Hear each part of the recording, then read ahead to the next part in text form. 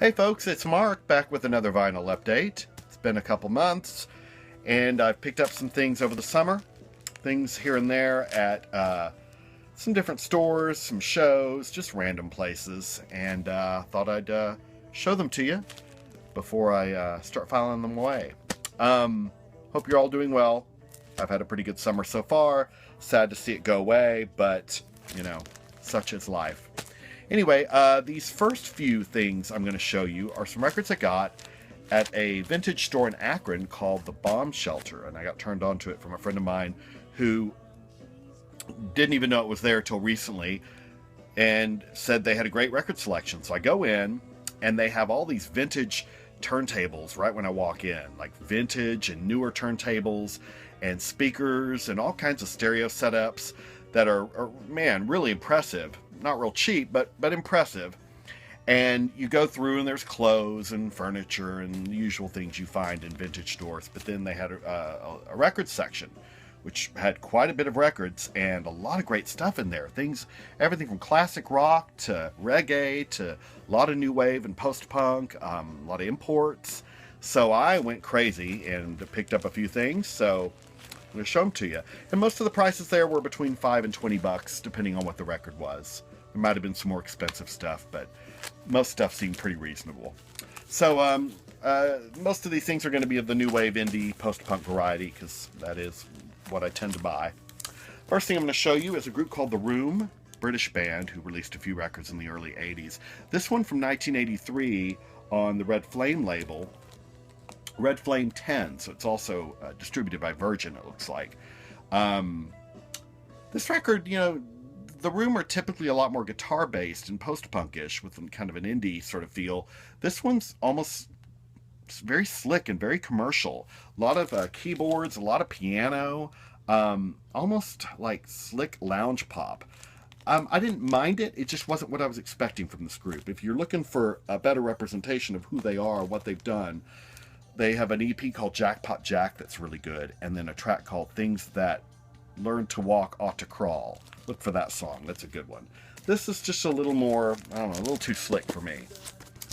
This one by Music for Pleasure, sort of a post-punk, danceable British band from the early I'm going to turn this down a little bit, from the early 1980s. This is from 1983. It's called Dark Crash. Somewhere between Dance Society and The Cure, maybe. A little more dancey. This from a duo out of Scotland called Set the Tone. It's called Dance Sucker from 1982. 3 12-inches, and then that was all she wrote for Set the Tone.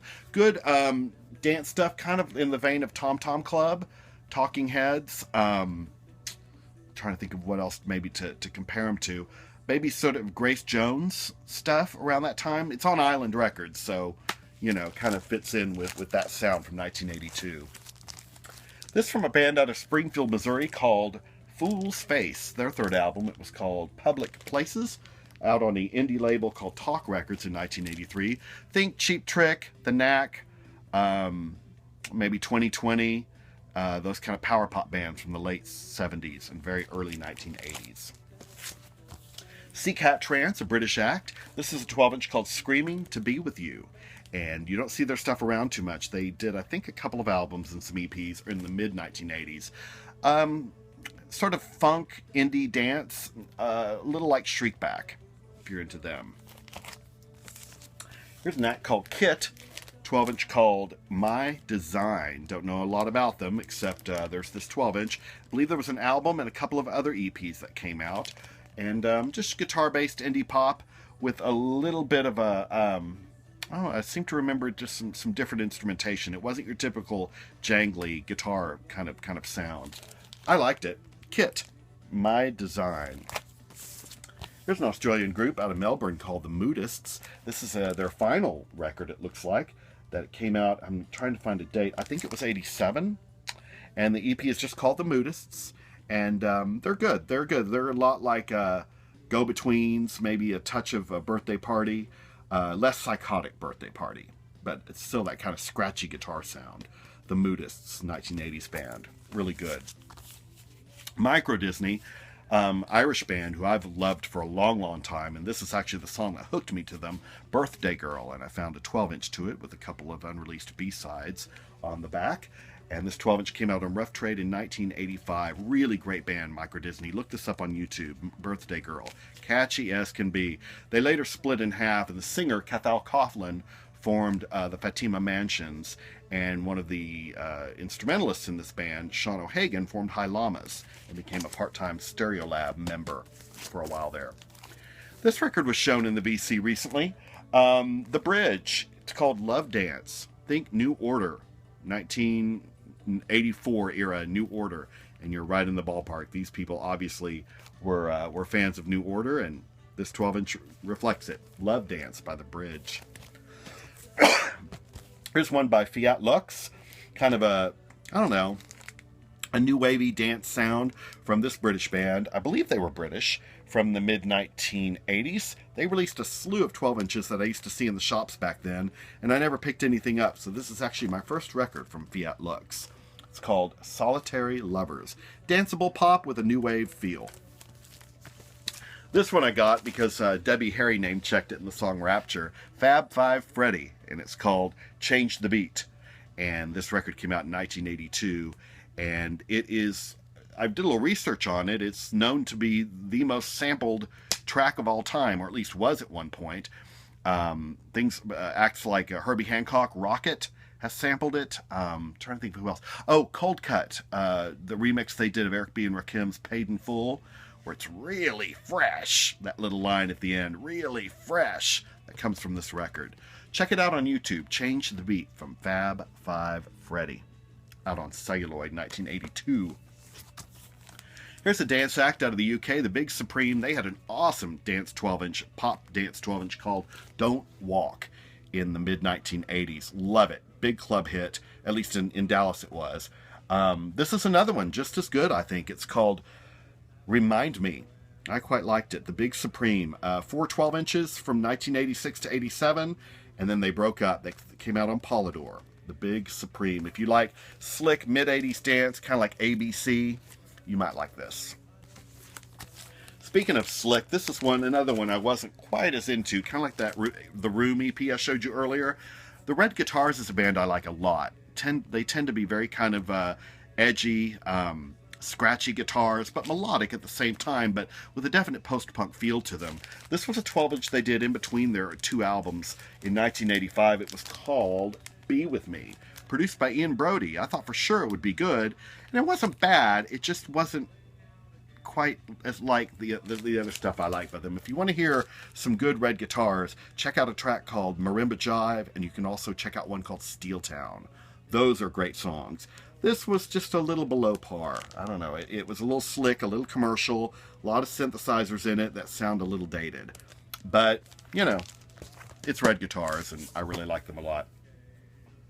Okay, this band, Sudden Sway, boy, you never see records by them. This is a British post-punk act who kind of turned into a pop act in the mid-1980s. All about marketing, all about kind of satirical, kind of, I don't know, a lot of commentary on marketing and consumerism. They're all about that. And to make a point, one of their albums, called Space Case, I believe is the name of it, came as a board game. Like the whole album sleeve, you opened it up, it was a board game. Well, Sudden Sway always seemed to kind of have a little gimmick going to them. They released one of their singles, Sing Songs, as 845s. And they varied up the song 8 different ways and released it as 8 different singles. Of course, the marketing ploy backfired and all 8 singles flopped. But they're all really good. They're called Sing Song. And if you can find them on YouTube, look them up. Terrific. Terrific band, Sudden Sway. This is an EP they did called Saturday Morning Episode, and it's 4 tracks from their 76 Kids Forever album that came out on Rough Trade around 1987, I believe. And this is just 4 tracks from it. A track that I really like on here is called Only a Grebo. It's dripping in atmosphere. If you like things like Shack, Echo and the Bunnymen, I don't know, that kind of just dreamy sound, this band has got it. Their musical style is all over the place, from synth pop to guitars to post-punk. They're everywhere. Sudden Sway. I grab anything I can find by them. Sorry if I get too excited about this group, but it was such a joy to find something by them. And boy, apparently a lot of other people feel the same way. I went on Discogs to look at all the stuff I didn't have by Sudden Sway. The prices blew me away. We're talking $200, $100, $75 records. I'm going, really? Anyway, enough about that. This is a band called the English Evenings on Safari Records, same label that had Toya.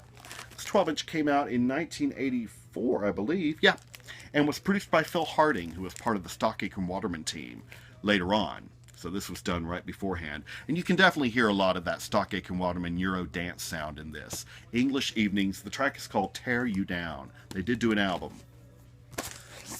And then some C86 style jangly pop from the UK, the Corn Dollies. You don't see their records around much. This is one called Nothing of You. This is the third record now that I own by the Corn Dollies, and I really liked it. Good melodic, jangly guitar pop from the mid-1980s. Corn Dollies. All right, so those are all the things I found at the Bomb Shelter, that little store in Akron. So quite impressive. A band out of, switching gears, a band out of Pittsburgh called the Cynics, a garage rock band that pay a lot of debt to Nuggets and Pebbles, those kind of sounds of the 60s, that garage rock sound.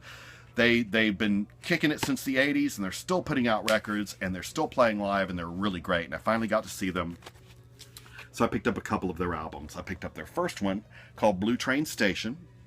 So there it is. Trying to get a year on this. 1986 was the original year it came out. And then I picked up this one from 2002. It's an album called Living is the Best Revenge, the Cynics. If you like Nuggets, check out the Cynics. They're really, really good. Then I found at Blue Arrow Records, a little store here in Cleveland, a really great used store. Found a few things there. They had, for $4, 12-inch by the Wolfgang Press, King of Soul. This came out on 4AD. There you can see the cover a little bit better. $4 in immaculate shape. I remember when I worked at a record store in the 80s, we carried this, and I never bought it. And I always kind of kicked myself for not picking it up. So I did finally get it. The King of Soul, Wolfgang Press, on 4AD. This act, well, it's not really an act, it's a label called Fuzz Dance out of Italy. They recently had a collection of some of their singles come out on Medical Records about a year and a half ago. Well, it turned out that some of their stuff came out on Sire over here in the UK in the mid-80s. It's just good electro-italo disco, best way to describe it, a label out of Italy. Check it out, Fuzz Dance is the label. And some of the songs on here are Hesitation by Maya and the Mirror. And then also, yeah, Gina and the Flexics. It's called I Want to Believe. Just good dance floor stuff.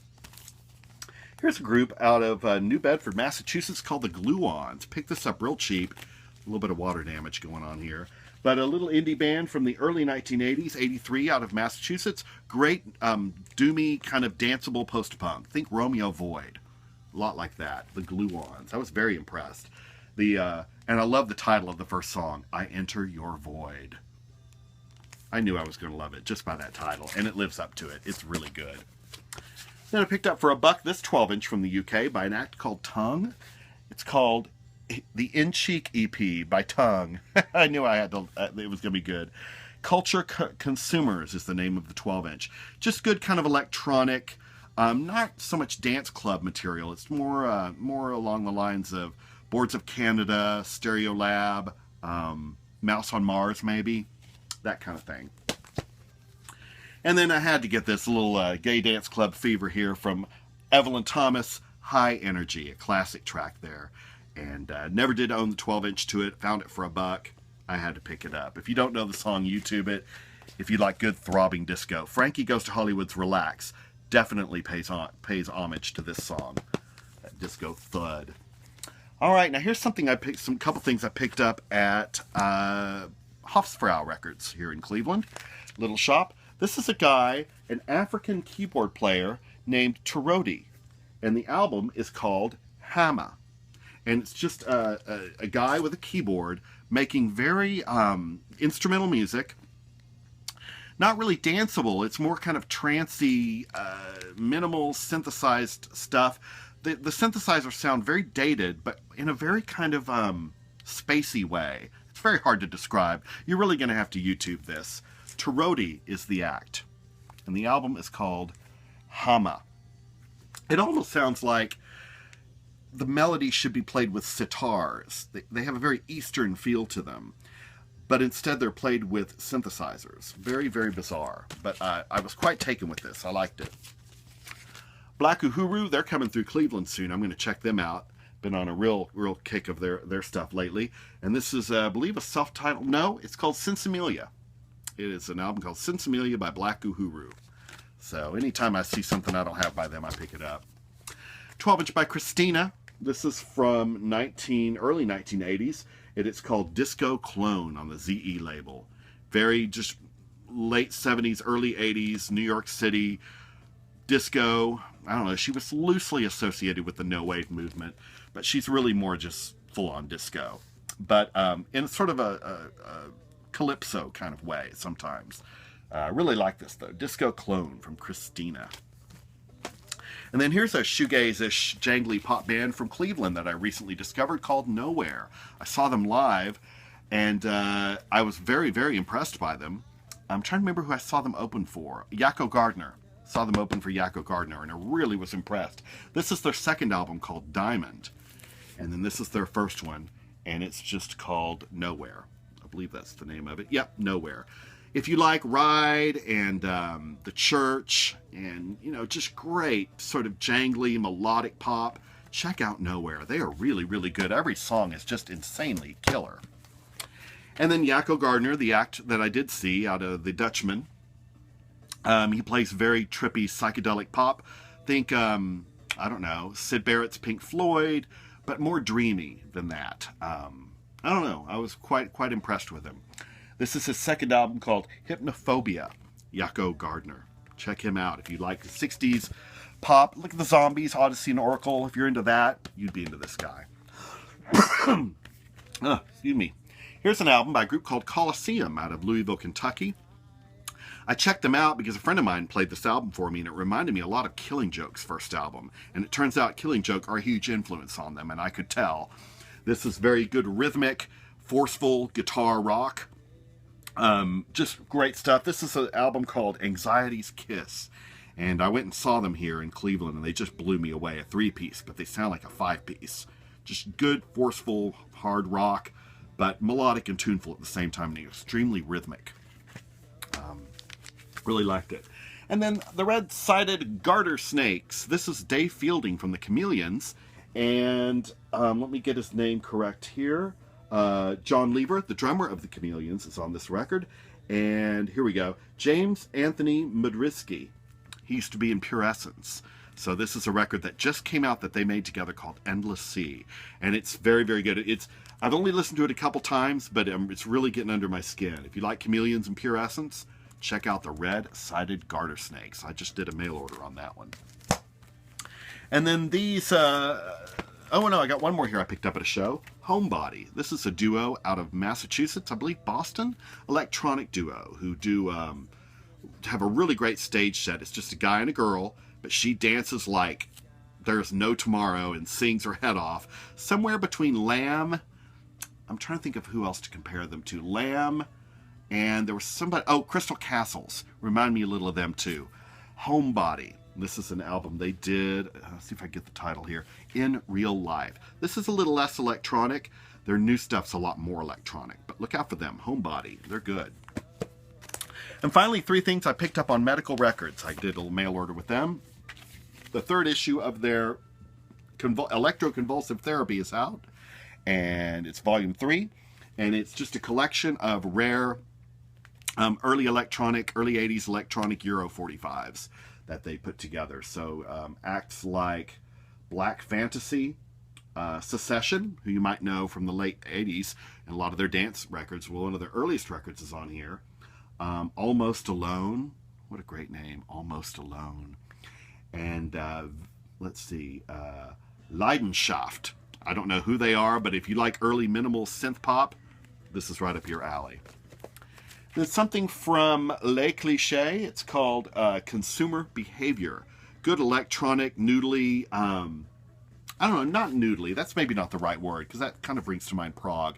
This is more just like Boards of Canada. I know I've mentioned that name before here in this video, but if you like Boards of Canada, Kraftwerk, spacey electronic synth, but highly melodic, really, really good, memorable melodies. Check this out. There are sound samples up on the Medical Records website if you want to hear it. Lachey, Consumer Behavior. And finally, an album by Kitty. This is a group I saw back in the mid-1990s. I saw this group live. They were from Houston, or from Austin. Came up, they were 3 guys doing shoegaze music back in 94. So imagine in Texas, 1994, a shoegaze band. I remember being astonished that they even existed. And they just had this wall of sound. They just had brought to mind, not so much Slow Dive, but more like Flying Saucer Attack, and just extremely rhythmic sheets of guitar noise just kind of swirling around. And I just remember being astounded by them. And they didn't have any records out. And then I kind of forgot all about them. And then in the last year, Medical Records released everything that they could get their hands on by Kitty and put out an album. And it's on colored vinyl. I think the other records were on colored vinyl too. But this Kitty record looks really nice. Isn't that cool? So there you go.